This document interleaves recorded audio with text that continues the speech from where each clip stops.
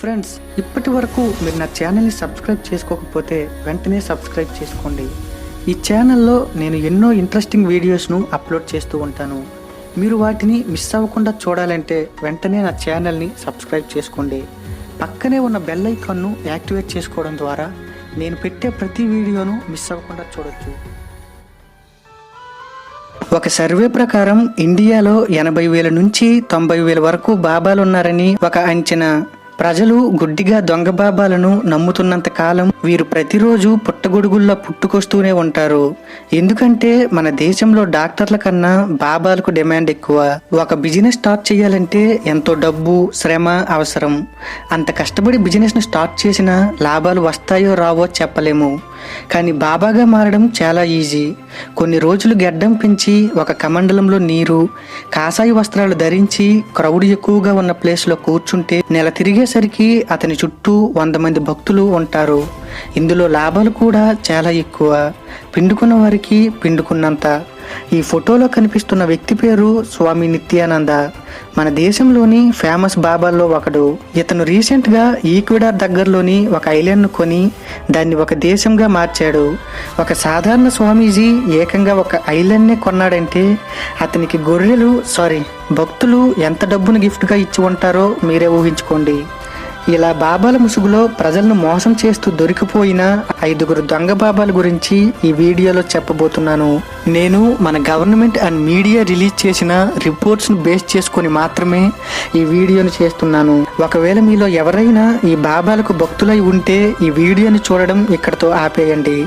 ఇందులో టాప్ 5 అనేది కేవలం నెంబరింగ్ కన్విక్షన్ కోసమే తప్ప ఒకరు ఎక్కువ ఒకరు తక్కువ అని కాదు. అందరూ మహానుభావులే.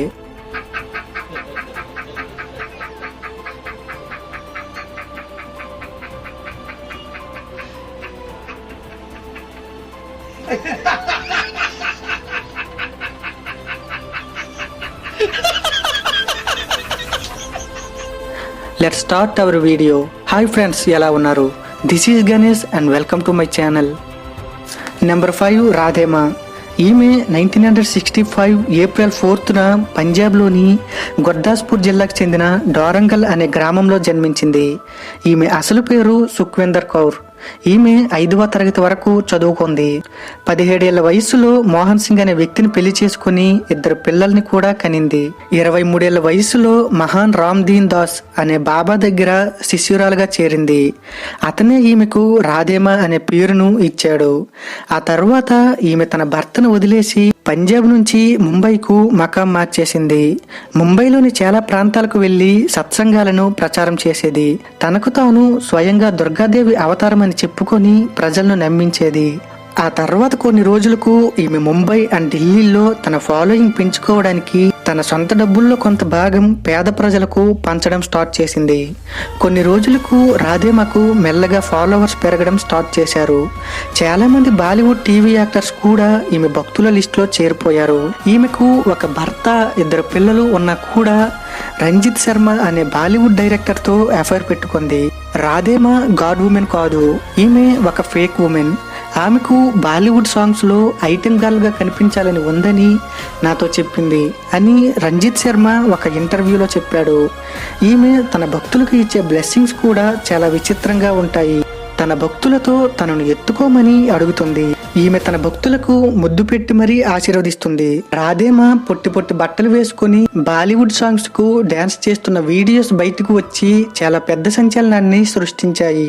ముంబైకి చెందిన ఒక 32 ఏళ్ల మహిళ రాధేమా తన అత్తామామల్ని రెచ్చగొట్టి వరకట్నం కోసం తనని ఫిజికల్గా, మెంటల్గా వేధించేలా చేసిందని రాధేమాపై కేసును పెట్టింది. 2015లో డాలీ బింద్రా అనే టీవీ యాక్ట్రెస్ రాధేమా తన అనుచరులతో కలిసి తనను సెక్షువల్గా హెరాస్ చేసిందని పోలీస్ స్టేషన్లో కేసు పెట్టింది. సురేందర్ మిట్టల్ అనే యువకుడు కూడా రాధేమా తనను సెక్షువల్గా వేధించిందని చెప్పాడు. ఈమె గుజరాత్కు చెందిన ఒక పేద ఫ్యామిలీని బ్రెయిన్ వాష్ చేసి సూసైడ్ చేసుకునేలా చేసింది. అఖిల భారతీయ అఖాడా పరిషత్ అనే సంస్థ విడుదల చేసిన top fake babas of India's లిస్టులో ఈమె పేరు కూడా ఉంది. నెంబర్ 4, సంత్ రాంపాల్. ఇతను హర్యానాలోని ఒక ఫేమస్ బాబా. ఇతను 1966లో హర్యానాలోని ధనానా అనే గ్రామంలో జన్మించాడు. రాంపాల్ తన సివిల్ ఇంజనీరింగ్ను పూర్తి చేసి హర్యానా గవర్నమెంట్స్ ఇరిగేషన్ డిపార్ట్మెంట్లో జూనియర్ ఇంజనీరింగ్గా కొంతకాలం పనిచేశాడు. ఇతని భార్య పేరు నారోదేవి. వీరికి 4 పిల్లలు కూడా ఉన్నారు. తర్వాత కొన్ని రోజులకు రాంపాల్ హర్యానాలోని స్వామి రామ్దేవానంద్ అనే బాబా దగ్గర భక్తునిగా చేరాడు. అతని ప్రభావంతో రాంపాల్ నేను కూడా ఒక బాబాగా మారిపోతానని అనుకున్నాడు. అప్పటి నుంచి రాంపాల్ భగవద్గీత, కబీర్ సాగర్ వంటి బుక్స్ చదివి తాను కూడా చాలా ప్రాంతాలు తిరిగి ప్రవచనాలను ఇవ్వడం స్టార్ట్ చేశాడు. అలా అతను ఫస్ట్ లోకల్గా కొంత పాపులారిటీని గెయిన్ చేశాడు. ఆ తర్వాత 1995లో తన జాబ్కు రిజైన్ చేసి పూర్తిగా స్వామీజీగా మారిపోయాడు. 1999లో సత్లోక్ అనే పేరుతో ఒక ఆశ్రమాన్ని హర్యానాలోని రోహ్తక్ డిస్టిక్ లో నిర్మించాడు. మెల్లగా తన ఫాలోవర్స్ ను హర్యానా అంతటా పెంచుకోవడం స్టార్ట్ చేశాడు. 2000 సంవత్సరం నుంచి ఇతను తన ఆశ్రమాలను హర్యానా అంతటా నిర్మించడం స్టార్ట్ చేశాడు. నేను చనిపోయిన తర్వాత కూడా జీవిస్తున్నాను, నేను ఆ కబీర్ యొక్క అవతారమని స్వయంగా ప్రచారం చేసుకునేవాడు. రాంపాల్ కు హర్యానా, రాజస్థాన్ రాష్ట్రాల్లో సుమారు 25 లక్షల మంది ఫాలోవర్స్ ఉన్నారు. ఇతనికి ఆర్య సమాజ్ తో అస్సలు పడేది కాదు. ఆర్య సమాజ్ ఫాలోవర్స్ కు ఇతని ఫాలోవర్స్ కు మధ్య జరిగిన క్లాష్ వల్ల ఇతను ఒక వ్యక్తిని 2006లో చంపించాడు. ఆ కేసు కోర్టులో ఉన్నప్పుడు తన ఫాలోవర్స్ ను అడ్డం పెట్టుకుని 42 సార్లు కోర్టు హీరింగ్లను తప్పించుకున్నాడు. ఇతని ఫస్ట్ మర్డర్ కేసు కోర్టులో ఉండగానే 4 స్త్రీలు, 18 నెలల ఒక చిన్న పాప శవాలు ఇతని ఆశ్రమంలో బయటపడ్డాయి. కోర్టు రాంపాల్ పై అరెస్ట్ వారెంట్ ను ఇష్యూ చేసింది. పోలీసులు ఇతన్ని అరెస్ట్ చేయడానికి వెళ్ళినప్పుడు కొన్ని వేల మంది వారిని వెళ్ళనివ్వకుండా మానవహారంలో నిలబడి అడ్డుకున్నారు. చివరికి ఎలాగోలా పోలీసులు అతన్ని అరెస్ట్ చేశారు. 2018 మే 1 రోజున సంత్ రాంపాల్ కు కోర్టు సెక్షన్ 302 ప్రకారం యావజ్జీవ కారాగార శిక్షను విధించింది. నెంబర్ 3 అసరాం బాపు. ఇతను 1941 ఏప్రిల్ 17న ఇప్పటి పాకిస్తాన్లోని సింధ్ ప్రాంతంలో జన్మించాడు. ఇతని పూర్తి పేరు అజ్మల్ సిరుమలాని హరపలాని. ఇండియా పార్టీషన్ తర్వాత ఇతని పేరెంట్స్ పాకిస్తాన్ నుంచి గుజరాత్లోని అహ్మదాబాద్కు షిఫ్ట్ అయ్యారు. ఇతని భార్య పేరు లక్ష్మీదేవి. వీరికి 2 పిల్లలు కూడా ఉన్నారు. ఇతను బాబాగా మారక ముందు మద్యపానం అమ్మడం, సైకిల్స్ ను రిపేర్ చేయడం, షుగర్ బిజినెస్ వంటివి చేసేవాడు. ఆ తర్వాత గుజరాత్లోని లాలీసా అనే బాబా దగ్గర శిష్యునిగా చేరాడు. ఆ బాబానే ఇతనికి అసరాం బాపుగా పేరును మార్చాడు. 1973లో ఇతను ఒక చిన్న ఆశ్రమాన్ని 10 నుంచి 15 మంది ఫాలోవర్స్ తో స్టార్ట్ చేశాడు. 2013 నాటికి అదే అసరాం బాపు పేరు మీద ప్రపంచవ్యాప్తంగా 20 దేశాల్లో సుమారు 400 ఆశ్రమాలు నెలకొల్పబడ్డాయి. ఇతనికి ప్రపంచవ్యాప్తంగా 2 కోట్ల మంది ఫాలోవర్స్ ఉన్నారు. నరేంద్ర మోదీ గారు కూడా గుజరాత్ సీఎం గా ఉన్నప్పుడు ఇతని ఆశ్రమాన్ని విజిట్ చేసేవారు.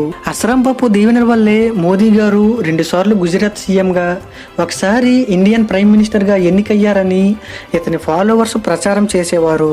2008లో ఇతని గురుకులంలో చదువుకుంటున్న 2 అబ్బాయిల్ని చంపించి తన ఆశ్రమం వెనుక పాతి పెట్టించి ఆధారాలన్నింటినీ డిస్ట్రాయ్ చేయాలని చూశాడు. కానీ ఆ పిల్లల మిస్సింగ్ పై వారి తల్లిదండ్రులు చేసిన పోరాటం వల్ల పోలీసులు ఇన్వెస్టిగేట్ చేసి ఇతని ఆశ్రమంలోనే ఆ పిల్లల డెడ్ బాడీస్ ను బయటకు తీసి అసరాం బాపు అండ్ ఇతని కొడుకుపై కేసును ఫైల్ చేశారు. తనను విజిట్ చేయడానికి వచ్చిన ఒక 16 ఏళ్ల బాలికపై రేప్ అటెంప్ట్ చేసి రెడ్ హ్యాండెడ్ గా దొరికిపోయాడు. నిర్భయ రేప్ ఇన్సిడెంట్ పై ఈయన చేసిన కామెంట్స్ అప్పట్లో పెద్ద దుమారాన్ని లేపాయి. ఇతనిపై చాలా మందిలో నెగిటివిటీ ఏర్పడింది. అప్పుడే అసరాం బాపు తన కొడుకుతో కలిసి 700 ఎకరాల ల్యాండ్ ను కబ్జా చేసినట్లు ఆధారాలున్నాయి. ఇతనికి 2018లో కోర్టు జీవిత ఖైదును విధించింది. ప్రస్తుతం ఇతను జోధ్పూర్లోని సెంట్రల్ జైల్లో శిక్షను అనుభవిస్తున్నాడు. నెంబర్ 2 స్వామి నిత్యానంద. నిత్యానంద ఇండియాలోని వన్ ఆఫ్ ద రిచెస్ట్ బాబా. ఇతని ఆస్తి విలువ సుమారు 10,000 కోట్ల రూపాయలు. నిత్యానంద 1977 మార్చి 13న తమిళనాడులోని తిరువన్నమలై అనే గ్రామంలో జన్మించాడు. ఇతని అసలు పేరు ఆర్ రాజశేఖరన్. తర్వాత ఇతను స్వామి నిత్యానందగా పేరు మార్చుకొని నిత్యానంద ధ్యానపీఠం అనే ఆశ్రమాన్ని నెలకొల్పి ప్రపంచవ్యాప్తంగా దాన్ని విస్తరింపజేశాడు. తన భక్తులు గిఫ్ట్ గా ఇచ్చిన డబ్బు డబ్బుతో ఈక్వెడార్ సమీపంలో ఒక ద్వీపాన్ని కొని దానికి కైలాస అనే పేరును పెట్టాడు.